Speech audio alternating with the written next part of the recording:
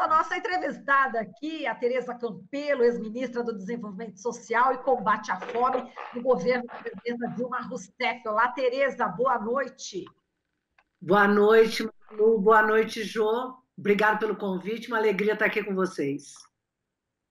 Prazer é o nosso, Tereza.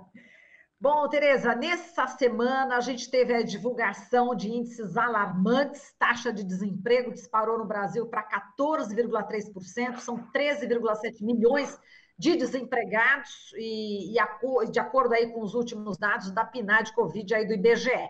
Esse mesmo instituto também revelou que a fome aumentou no Brasil em 5 anos, mais 3 milhões de pessoas ficaram sem acesso regular à alimentação básica. Já são cerca de 10 milhões e 300 mil o número de brasileiros nessa situação. Para complicar ainda mais a situação do pobre, o governo cortou pela metade o auxílio emergencial, foi de 600 para 300, e podemos acrescentar ainda mais de 130 mil mortos pela Covid. Enfim, com esses dados, né, catastróficos, quais as consequências, na sua opinião, na área social? A coisa vai piorar ainda mais, não é isso, Tereza? Marilu, eu acho que a gente não pode ficar alarmando mais ainda a população que já vive numa situação tão dramática, mas também não podemos esconder a gravidade da situação e o que está por vir, né? Essa semana, o anúncio dos dados do IBGE confirma aquilo que a gente já vinha falando, né? O desemprego, a tendência era que o desemprego crescesse. Por quê? Porque tem uma parte das pessoas que não estão trabalhando que não está aparecendo também é desemprego, mas estava escondido no que a gente está chamando de desemprego oculto, né?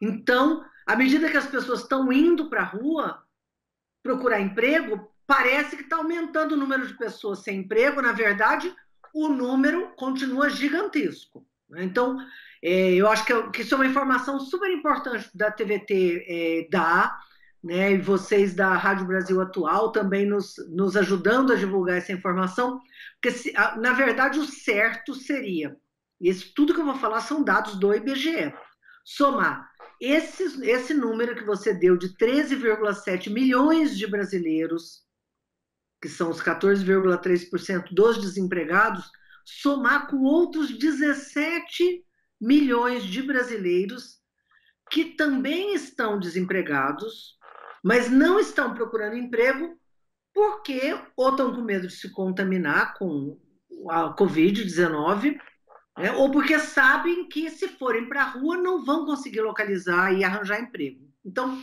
somando esses dois números, que é o verdadeiro número de desemprego no Brasil, dá 30,8 milhões, quase 31 milhões de brasileiros desempregados, sem renda, né? Não é estar trabalhando menos tempo, porque tem mais um monte de gente que está empregado, né, ou está trabalhando informalmente e que teve uma redução brutal de renda.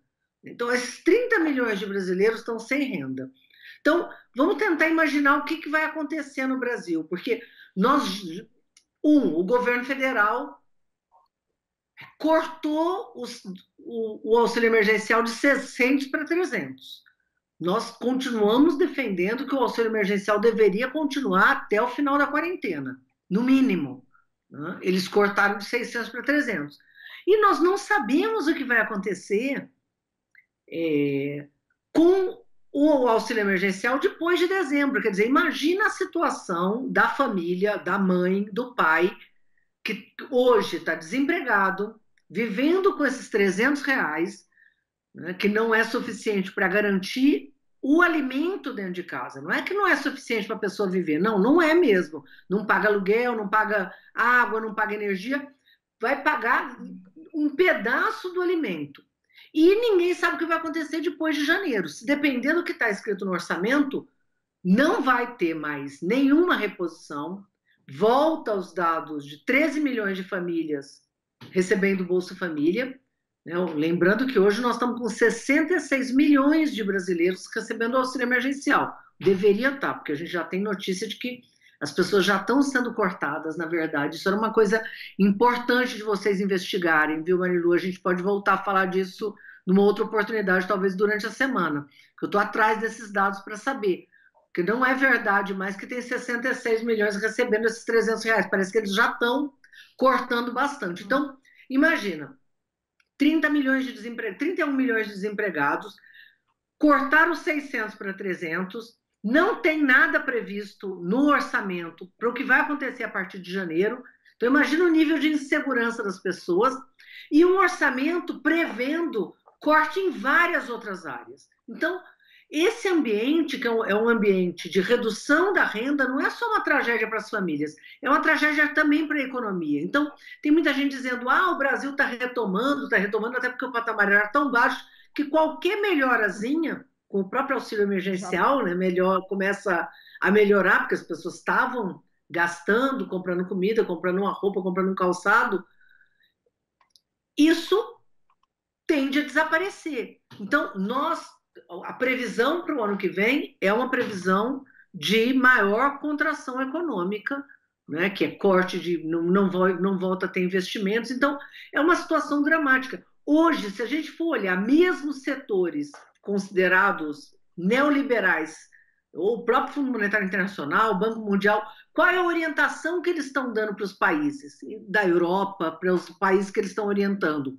Não é uma orientação de contração econômica, é uma orientação de que os governos executem ações expansionistas, né, na política fiscal para garantir um mínimo de funcionamento, ou nós não vamos ter retomada econômica nenhuma. Né? Então, a tendência é que a gente continue num ciclo recessivo, que a gente volte a ter desemprego, aquelas medidas também para os trabalhadores que são assalariados e que estavam recebendo o seguro-desemprego com o programa de proteção ao emprego formal, a tendência é que isso também termine. O governo não está dizendo o que vai acontecer com esses trabalhadores. Então, ainda nós vamos ter um cenário de aumento das pessoas desempregadas, que são essas empresas que não vão dar conta de manter esses trabalhadores depois que o programa terminar. Então, eu acho que nós, infelizmente, temos que estar preparados para um cenário de maior contração econômica em 2021, e é por isso que nós temos que batalhar para que não haja o fim do auxílio emergencial, que se preveja uma transição do auxílio emergencial para um programa de transferência de renda.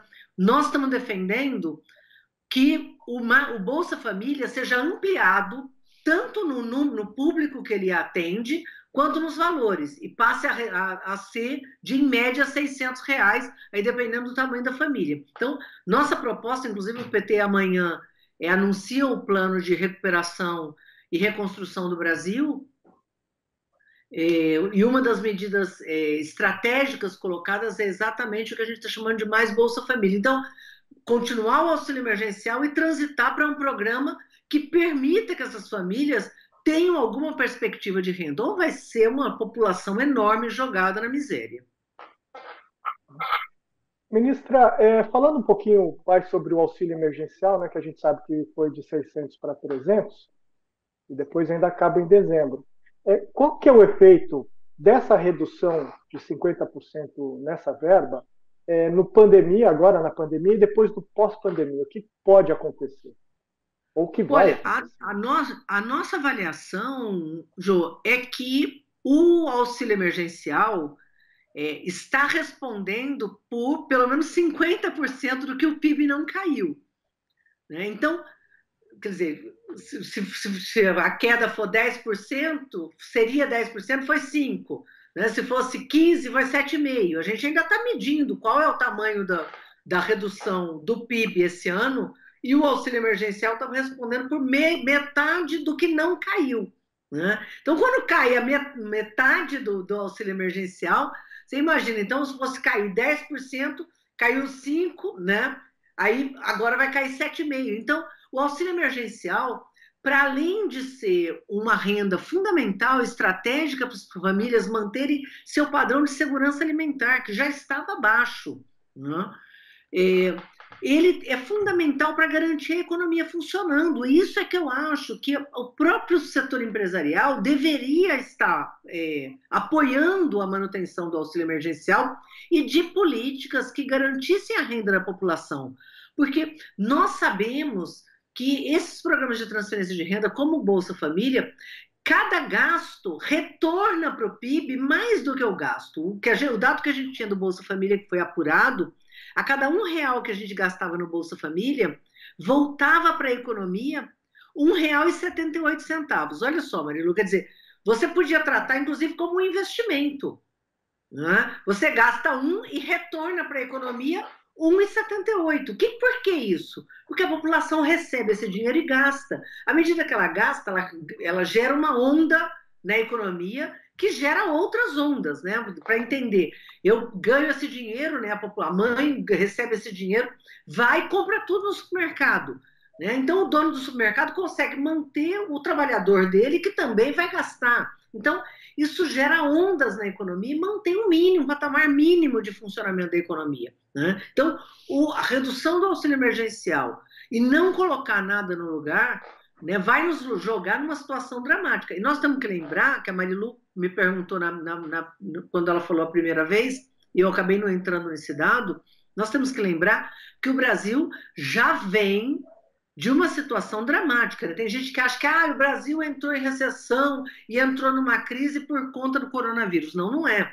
O Brasil já vinha numa crise, né, importante, que foi desencadeada, inclusive, com o processo de golpe à presidenta Dilma. Né? Então, a gente já vinha com o emprego crescendo, a gente já vinha com uma situação de pobreza aumentando, e agora os dados que o IBGE anunciou essa semana mostrou o quê? Que o Brasil voltou para o mapa da fome, que, aliás, era uma coisa que a gente já tinha até comentado, né, Marilu? O Brasil ia voltar para o mapa da fome. Por quê? Bom, aumenta a pobreza, fim do programa de aquisição de alimentos, fim do programa de cisternas, não tem aumento do salário mínimo, né? Corte nas políticas sociais, desproteção dessa população pobre. A tendência é óbvio que tudo aquilo que tirou o Brasil do mapa da fome foi cortado. Então, o que vai acontecer? O Brasil de volta ao mapa da fome. O dado, eles estão falando muito dessa população em situação de fome, mas a situação de insegurança alimentar, se a gente olhar, porque não é só quem está na situação aguda, né? A situação os dados são dramáticos. Só para ter uma ideia de do que vem acontecendo ao longo do tempo, olha só que interessante, quer dizer, que trágico, né? Interessante assim, do ponto de vista de olhar os dados, mas desesperador. Quando o presidente Lula assumiu, ele assumiu, tinha 35% da população, segundo o IBGE, em situação de insegurança alimentar. Né? Então, insegurança grave, que é a fome, mas tem insegurança média e pessoas que, apesar de não estar passando fome, não estão comendo adequadamente, ou seja, não come ou o suficiente, ou não come os nutrientes suficientes, porque às vezes a pessoa come muito, mas come muito só arroz, come muito só farinha, né? Então não come de forma diversificada, o que é muito prejudicial, não só ao adulto, mas principalmente à criança. Estava em 35, caiu para 22,5, você vê, entre 2003 e 2013. Então, em 10 anos, caiu de 35% a população em insegurança alimentar para 22,5%. Vê como é possível alterar uma situação social grave. Voltou para 36,7%, ou seja, o Brasil em 2018 estava pior do que antes do Lula assumir.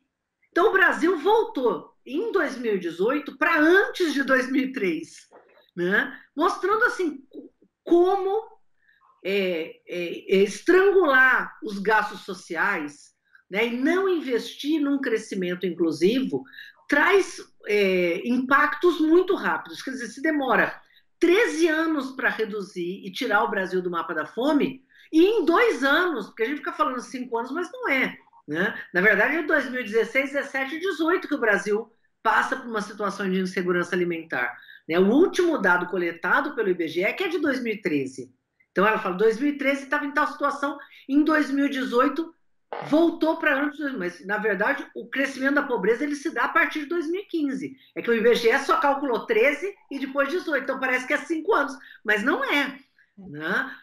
A gente tinha estoques de arroz, por exemplo, durante o governo da presidenta Dilma. Se a gente tivesse tido essa crise agora, que nós tivemos, né, onde os produtores de arroz brasileiros resolveram exportar o arroz e prejudicar a população num alimento que é símbolo nacional, né, o arroz com feijão é a base da alimentação brasileira, o que o governo federal teria feito? Tomado várias atitudes, inclusive entrado, né, no mercado com estoques estratégicos.